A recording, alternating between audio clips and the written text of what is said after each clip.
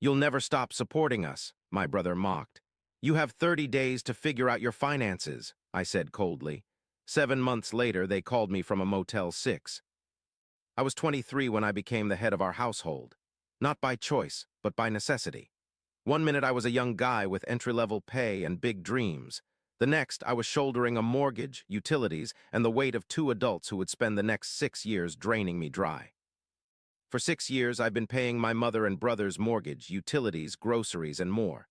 Last month, I finally stopped. Now they're calling me from a Motel 6, begging to come home. But there is no home anymore, and I'm not sure I care. I'm not writing this for sympathy. I'm writing this because I need to know if I've finally gone too far. Dad's heart attack came without warning. One day he was mowing the lawn, the next he was gone. Mom, Laura, hadn't worked in over 20 years. My younger brother Tyler was in his second year of college, with no job skills and zero ambition.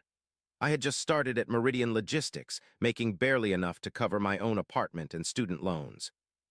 Dad left some life insurance, but not enough. The policy would cover expenses for maybe 6 months. Someone had to keep the lights on after that. "Just until I get back on my feet," Mom promised, her eyes red-rimmed but dry. She'd stopped crying by then. The numbness had set in.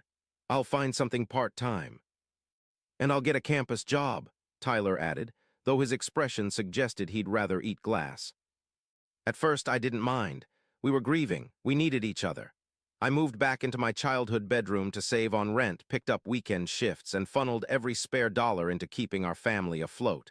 It was supposed to be temporary. It never was. 3 months after Dad died, Tyler totaled his car. He'd been texting while driving, lucky to walk away with just a broken arm.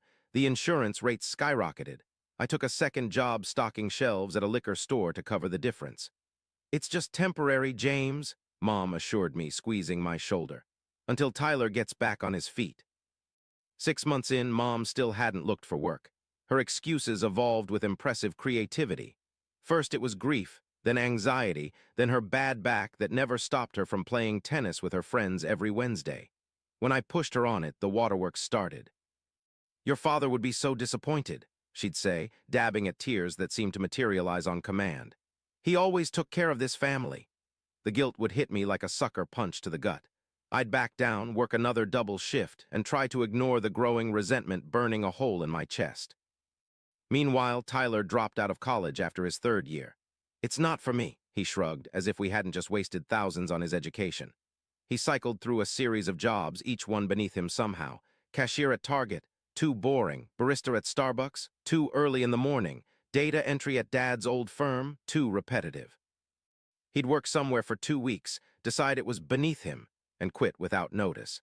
Then he'd lounge around the house playing video games until Mom nagged him into applying somewhere else.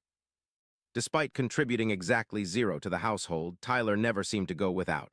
Latest iPhone? Check. Designer clothes? Check. Weekend trips with friends? Check. All while I wore the same 3 pairs of jeans until they developed holes.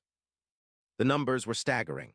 $1,800 monthly mortgage, $400, $600 in utilities, $500 in groceries, more when Tyler's friends raided our fridge, plus car insurance, property taxes, home repairs, and the countless loans that were never repaid. Over $150,000 in 6 years, money I could have used for my own home, my own future. I tried having the hard conversations. God knows I tried. "Mom, I can't keep doing this," I said one night, spreadsheets spread across the kitchen table. "Look at these numbers, I'm drowning." She looked at the papers like they were written in hieroglyphics. "You're doing so well at your job, though. That promotion really helped, and it's not like you have a family to support." That was the real kicker. I couldn't have a family because I was too busy supporting them. Relationships fizzled when partners realized my family would always come first, not by choice, but by financial necessity. I canceled dates to cover Tyler's car payment. Missed weekend getaways to fix the leaking roof. Put my life on perpetual hold because I couldn't save a dime. Tyler was even worse when confronted. "Dude, chill. I'm between opportunities right now. My buddy might hook me up with something in sales next month." Next month never came. I was working 60 hours a week while they complained about my absence. I was surviving on energy drinks and 4 hours of sleep while they criticized my mood. I was having panic attacks in the bathroom at work while they planned vacations I'd end up financing. The irony, They said I reminded them of Dad, the ultimate compliment in their eyes. The comparison made me want to scream. Dad provided for his family because they were his responsibility. I was providing for grown adults who saw me as their personal ATM. My 29th birthday fell on a Thursday. I pulled a double shift because we were short-staffed, then stayed late to finish quarterly reports. No one at work knew it was my birthday. I hadn't mentioned it. I drove home at 10 p.m., exhausted but holding onto a small hope that maybe Mom had remembered. Maybe there'd be a cake, or at least acknowledgement of the day. The house was lit up like Christmas, bass thumping through open windows. For a second, I thought they'd thrown me a surprise party. The thought brought tears to my eyes. Maybe they did care. Then I saw the cars lining the street. Tyler's friends. The same ones who ate my food, drank my beer, and never so much as offered a thank you. I found them in the living room. Tyler and 5 of his buddies sprawled across furniture I'd paid for, playing the new PlayStation 5 I hadn't even known he'd purchased. Empty pizza boxes littered the coffee table. Premium bottles of liquor, the kind I couldn't afford to buy for myself, stood half empty on every surface. Mom sat in the corner, laughing at something on her phone. She glanced up when I entered, her smile fading slightly. "Oh, you're home early," she said, as if 10 p.m. after a 14-hour day was early. Something inside me shifted. A tectonic plate of rage and resentment that had been building pressure for 6 years finally slipped. "Do you guys even realize how much I sacrifice for you?" My voice came out quiet, too quiet. The room fell silent, the game paused. Mom sighed dramatically. "Oh, here we go again with the martyr act." Tyler snickered, not even looking away from the screen. "It's not like you're struggling, you make good money." "I make good money that I never get to spend on myself," I said, my voice rising despite my best efforts. "Do you know what today is?" Blank stares. "It's my birthday, my 29th birthday. Did either of you remember?" Tyler shrugged. "We were gonna say something tomorrow, chill out." One of his friends, a perpetual mooch named Dave, had the audacity to laugh. That laugh broke something in me.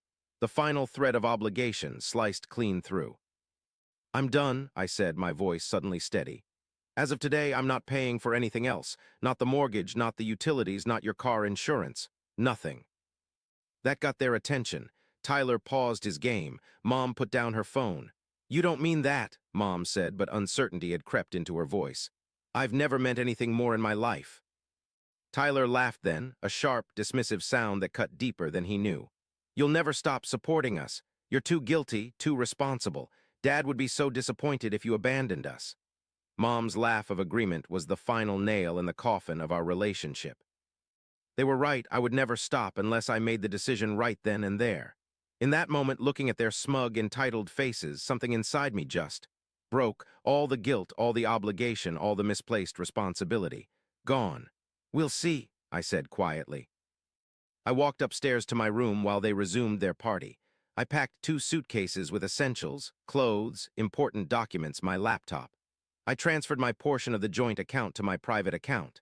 I wrote a note with explicit instructions that I would not be providing any further financial support, effective immediately. They were still laughing when I walked out the door. I checked into a Holiday Inn that night. The irony wasn't lost on me. Finally spending money on myself felt like a criminal act. I lay awake staring at the ceiling, waiting for the guilt to crush me. It never came. Instead, I felt hollow, then light, then something close to peace. For the first time in 6 years, I wasn't responsible for anyone but myself. The next morning, I found a small studio apartment and paid 3 months' rent up front. I canceled every automatic payment tied to their expenses. I called each utility company and removed my name. I met with a lawyer who confirmed I had no legal obligation to support my adult mother and brother. Then I sent Mom an email detailing my decision with clear timelines. "You have 30 days to figure out your finances. The mortgage is due on the 1st. Utilities will be shut off if not paid by their respective due dates. I've left enough groceries for 2 weeks." The response was immediate and overwhelming. My phone exploded with notifications. "You can't do this to us." Yes, I could.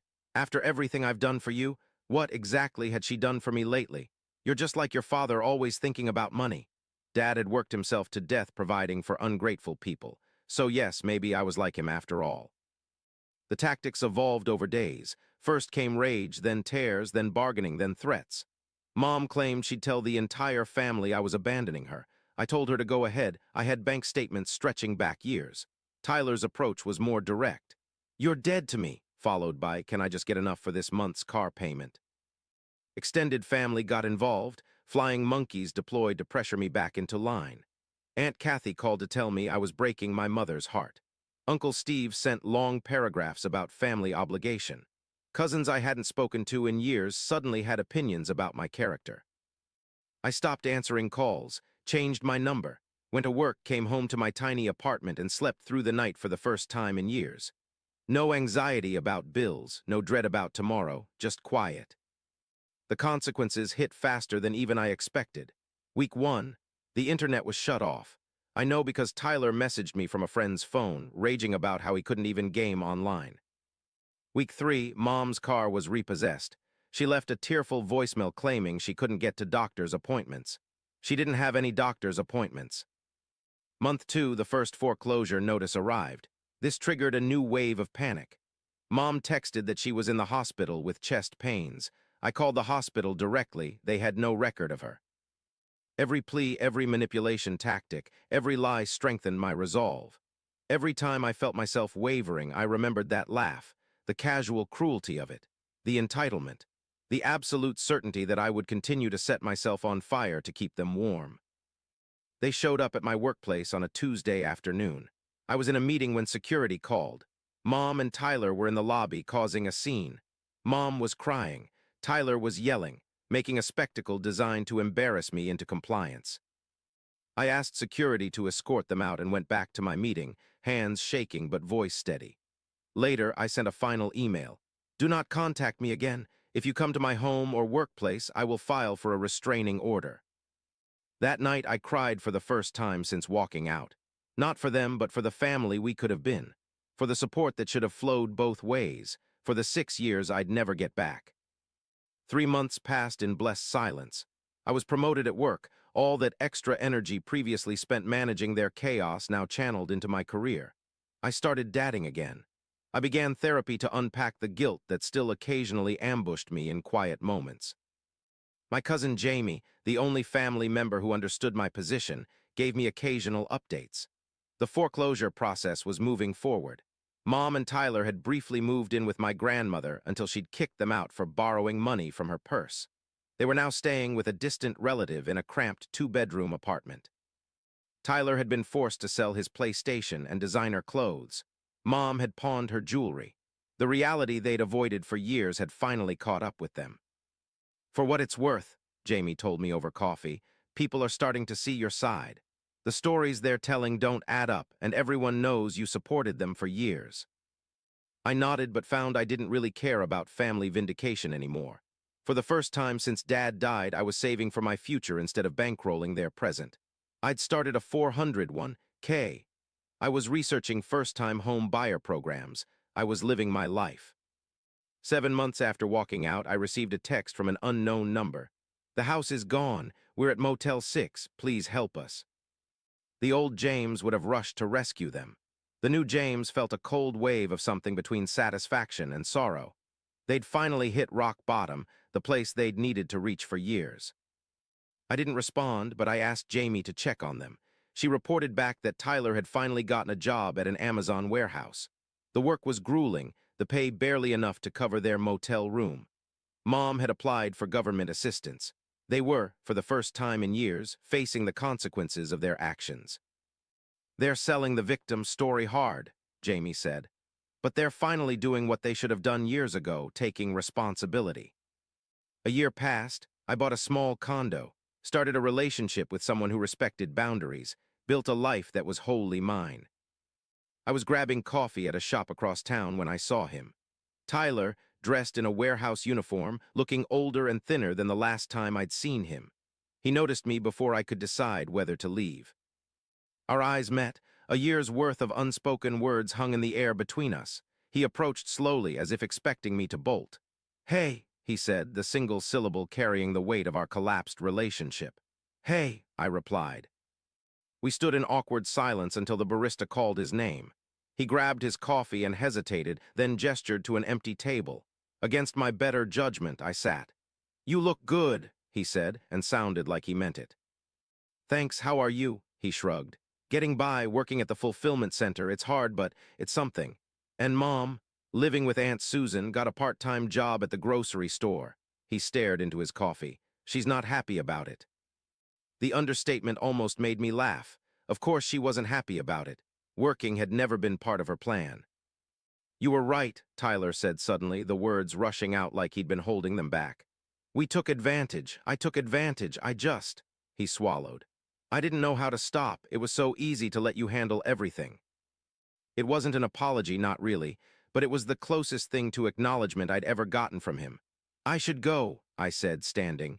My break's almost over. Tyler nodded. James, he called as I turned to leave. Dad would have been proud of you setting boundaries. He always said you were the strong one. I froze, tears threatening. Trust Tyler to find the one thing that could still reach me. Take care of yourself, I said, and walked away. I don't know if we'll ever really be a family again. The damage runs too deep, the patterns too established. Mom still believes I abandoned them. Tyler is only beginning to understand the magnitude of their exploitation. But as I drove back to my condo, my space, bought with my money, filled with my things, I realized something important.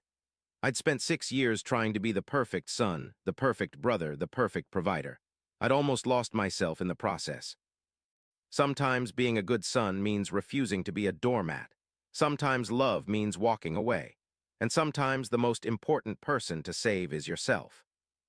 They're still struggling, still living paycheck to paycheck. Part of me feels guilty, but a larger part recognizes that their struggle now is healthier than their parasitic comfort before. They're finally living in reality, not the consequence-free fantasy I funded for too long. As for me, I'm living for myself now. And for the first time in my adult life, that feels exactly right.